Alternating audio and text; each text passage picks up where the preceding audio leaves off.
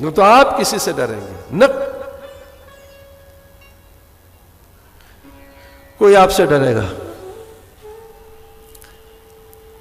विश्व का बाद ज्योतिषमती, शोक रहित हो जाएंगे आप, भय रहित हो जाएंगे आप। समाधि की एक झलक और बताएं, जो शास्त्र कहता है अभाव नहीं रहेगा, कोई कमी नहीं रहेगी। जब तक कमी बनी हुई है समाधि नहीं लगी। आपको कमी फील होती है ना, कमी, और थोड़ा होता है, ये होता, वैसा होता, ये होता।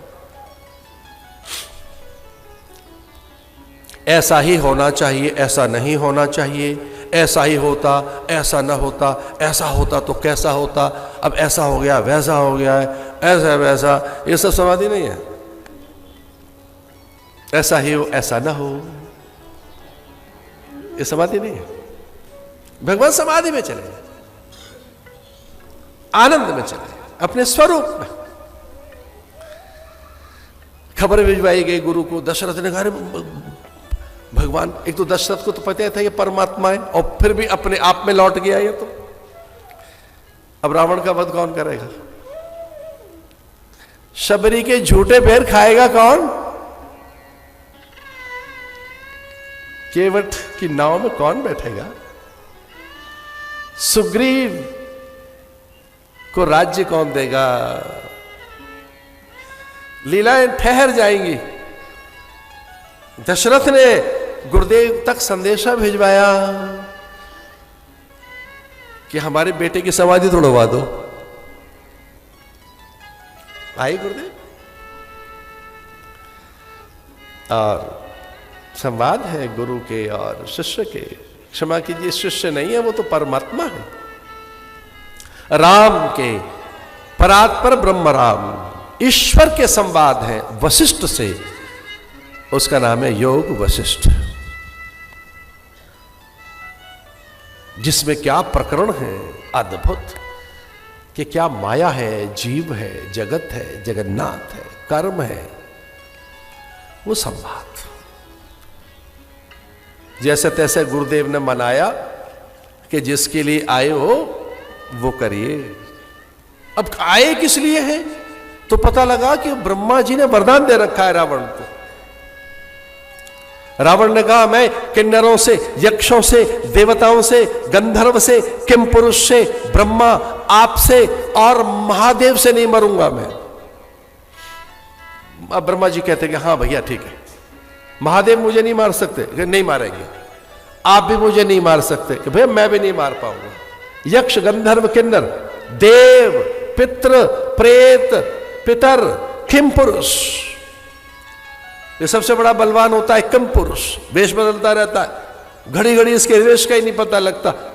ये हर पल में नए नए रंग रूप बदलता रहता है, तो बहुत बड़ा ताकतवर होता है ये किम पुरुष। तो पूछा ब्रह्मा जी ने कि बेटा तुझे किम पुरुष का कैसे पता लगा? ये तो खाली मुझे पता है इस बात का। तो चेले को इतना ज्ञान कैसे हो गया? बोले महाराज मुझे पता है। जानते हो किम पुरुष किससे कहते हैं? किम पुरुष का अर्थ है जो ब्रह्मा जितनी सामर्थ्य रख ले, विष्णु जितनी सामर्थ्य रख ले, महादेव जितनी सामर्थ्य रख ले, और घड़ी घड़ी रंग रूप बदल कर विनम्र रहे, चुपके से रहे, सेवक बन के रहे, दास बन के रहे, उस किम पुरुष का नाम है हनुमान। किम पुरुष एक योनि है। तो मैं आपको थोड़ा करेक्ट करना चाह रहा था आज, वो हनुमान जी देवता नहीं है ना। हनुमान जी न नाग है, न पितर है, न प्रेत है, और हाँ एक और बात है, न वो किन्नर है, न यक्ष है। एक और बात भूल जाइए, वो ब्रह्मा विष्णु महेश भी नहीं है। कौन है? किम पुरुष। इसका अर्थ है अपनी मर्जी से किसी भी देवता को भीतर प्रकट कर ले, इतनी सामर्थ्य का स्वामी। अरे कहां पहुंच गए? कारागृह में, अहिरावण के कारागृह, जब पवन नहीं जा सकती थी, आत्मगति से पहुंच गए हनुमान। सुषेण वैद्य को ले आए लंका से, उठा लाए गरुड़ को अंबर से, संजीवनी ले आए। किम पुरुष। बड़ा चतुर था रावण। उसने कहा देखो, एक तो ब्रह्मा नहीं मार सकता मुझे, आप नहीं मार पाएंगे, आशीर्वाद दीजिए। ठीक है, रुद्र, देवगण, इंद्र, वरुण, कुबेर, ठीक है, नहीं मार पाएगा कोई। और हां, एक और रह गया। कौन? बोले किम पुरुष।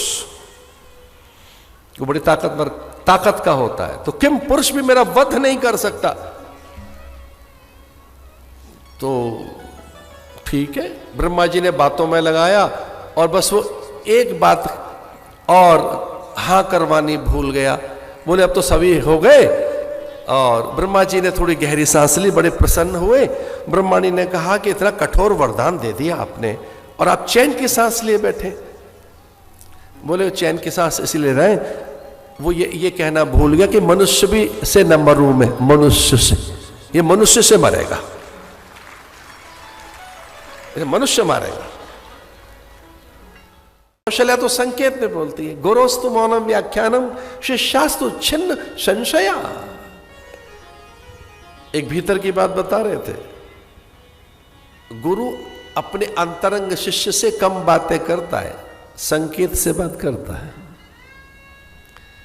और विश्वास कीजिए, मेरे और मेरे गुरु के ज्यादा संवाद नहीं हुए, बहुत थोड़ी बातें हुई हैं। उन पर ही मैं चल पड़ूं तो बहुत है, थोड़ी सी। गुरोस्तु मौनम व्याख्यानम, मौन है कौशल्या।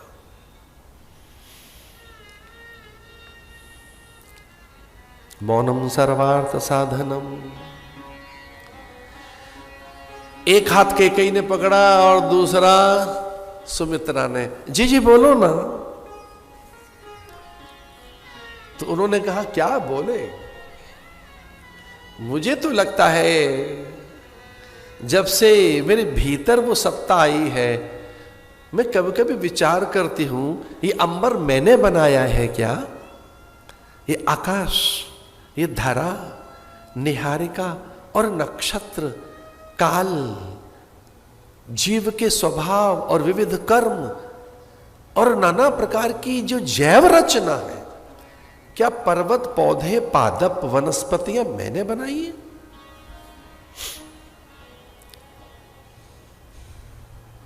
क्या ये जो चंद्र तारिकाएं हैं, निहारिकाएं हैं, ये मैंने बनाई है क्या? तो मुझे लगता है कि रे मेरे भीतर जो है वो आ रहा है जिसने पूरी धरती और ये संपूर्ण जैव जगत बनाया है।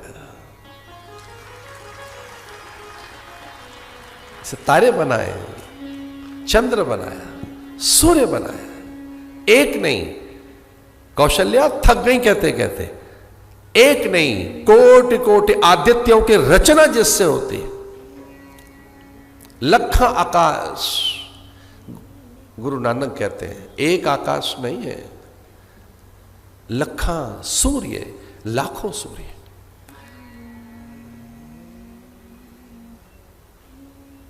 जा दिन ते हरि गर्भी आए, सकल लोक सुख संपत्ति छाए। जा दिन ते हरि गर्भी आए, जैसे ही हरि आए तो सकल लोक सुख संपत्ति छाए। यह समूची सृष्टि, जीव रचना, मुझे लगता है कि मैं ब्रह्म जननी, मैं नारायण की मां बनने वाली हूं, मुझे ऐसा लगता है। और हर्षित हो गई सुमित्रा, गिर पड़ी चरणों में ये कहकर कि फिर मेरी अनुभूति और दोहद फिर सत्य ही तो सिद्ध हुआ कि मेरे भीतर जो एक बालक है वो ब्रह्म का अनुचर होगा। और ब्रह्म का उपासक होते हैं महात्मा, भगवान की उपासना करते हैं साधु। तो ये कैकेयी का बेटा तो साधु होगा, तो मेरा एक बालक साधु की सेवा में और दूसरा ठाकुर की सेवा में। एक बालक ठाकुर सेवा, एक साधु सेवा।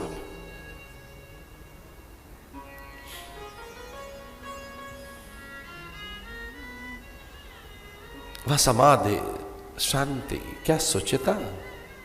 क्या आनंद रस वर्षण अयोध्या में, कि जहां सनकादिक बार बार आ रहे हैं, नारद बार बार आ रहे हैं।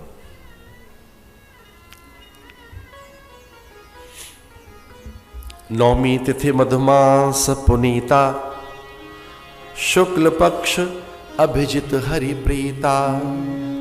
मैं वाल्मीकि रामायण में से कोई बात सुनाऊंगा जो बहुत ही अद्भुत है। ततो यज्ञ समाप्ते तु ऋतूनाम षट् समत्युः, ततश्च द्वादशे मासे चैत्रे नवमके तिथौ। अद्भुत बात, क्या बात है। ग्रहेषु कर्कटे लग्ने, ये बता रहे हैं कि क्या लग्न है। प्रोद्यमाने जगन्नाथम सर्वलोक नमस्कृतम, कौशल्या सुशुभे तेन पुत्रेणाम ततेजसा, भरतो नाम केकय्याम यज्ञ सत्य पराक्रमः। अद्भुत बात। तो पुनर्वसु नक्षत्र में कौन, पुष्य नक्षत्र में कौन, पुष्ये जातस्तु भरतो मीन लग्ने प्रसन्नधे, जगु कालम च गंधर्वा। ये ऐसे उनके बात हैं। ज्येष्ठम रामम महात्मान भरतम के कई सुतम।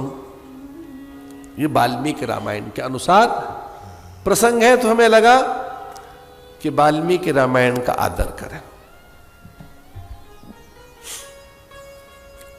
तुलसी बाबा क्या कहते हैं,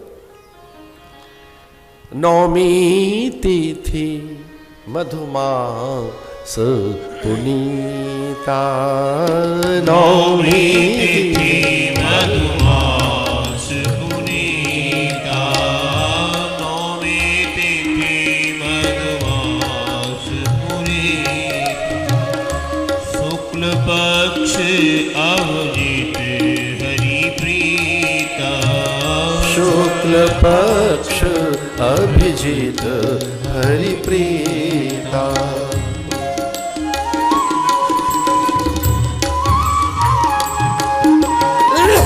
नौमी तिथि मधुमास पुनीता, शुक्ल पक्ष अभिजित हरि प्रीता, नौमी तिथि मधुमास पुनीता, नौमी तिथि मधुमास पुनीता।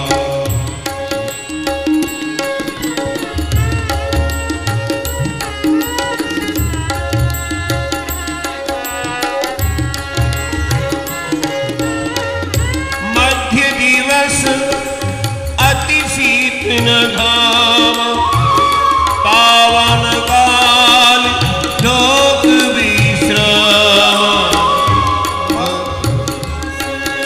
शीतल घामा पावन काल लोक विश्राम, नौमी तिथि मधुमास पुनीता, नौमी तिथि मधुमास पुनीता, योग लगन गृह बर तिथि, सकल भय अनिको, चरियर अचर हर्ष युत, राम जन्म सुख मूल, राम जन्म सुख मूल, राम जन्म सुख मूल। काल के ये 5 अंग होते हैं, तिथि वार नक्षत्र योग करण, तिथि वार नक्षत्र योग करण। काल पंचांग कहते, पंचांग, पंचांग माने 5 अंग। योग लगन ग्रह बार तिथि सकल भय अनुकूल। स्वामी के आगमन पर धरती ने नवद्रव्य शुद्ध कर लिए, अग्नि निर्धूम हो गई, जल निर्मल हो गया, आकाश धूम रहित और शुचि गंध सहित संपन्न हो गया। पूरी धरती पर काल की शोभा छा गई। सबके अंतःकरण पवित्र, दिव्य और स्वस्थ हो गए। सब सहज, शांत और स्थिर हो गए।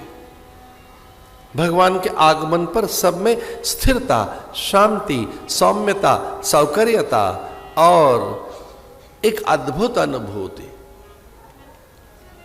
स्वास्थानुभव, वे सब स्वस्थ हो गए, स्वरूपस्थ हो गए, आत्मस्थ हो गए। भगवान के आगमन पर किसी को देह की सुध नहीं है। बस एक के विषय में बताए, एक बेचैन है, बाकी एक में व्याकुलता। बताइए, अयोध्या में एक प्राणी है जो व्याकुल है, बाकी कोई नहीं, सो शांत है। अब किसकी व्याकुलता की चर्चा है? आपको जिज्ञासा होगी कि सारी प्रजा शांत है, स्थिर है, पूरी प्रजा में समाधि है, सुख है, आनंद है। राम के जन्म के समय एक कौन व्याकुल है? कहते हैं दशरथ जी व्याकुल है। किस बात को लेके व्याकुल है? बोले हमें मर्यादा नहीं है, प्रसूति का गृह में हम नहीं जा सकते, रानियों के बीच में हम कैसे जाएं? वह सचिव सेवक कहां जाए? सब खड़े, वो शांत है, हमें समाचार तो मिले।